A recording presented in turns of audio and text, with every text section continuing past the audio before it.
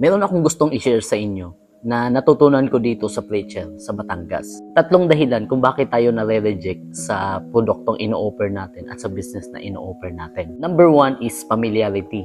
So, ibig sabihin, sa rejection is party na siya ng buhay natin. Hindi talaga siya nawawala. Every single day of our life, nare-reject tayo nang hindi natin namamalayan. Kaya tingnan natin ng mabuti, guys. Nung nagninegosyo na tayo, because of familiarity, kaya tayo nare-reject. Di ba nung nag-start ka ng magnegosyo, ang una mong target, pamilya mo. So, ang familiarity, nagsisimula yan sa pamilya natin. Di ba nung sinabi mo sa kanila na, Ma, magninegosyo ako.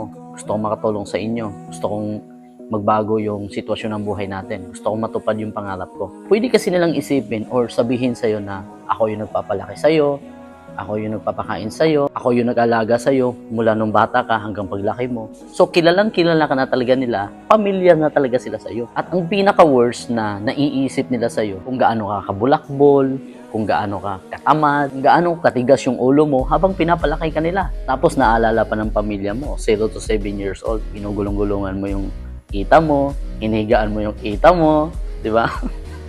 Kaya huwag kang magtaka, bakit sila ang unang nare-reject sa'yo? Because of the familiarity.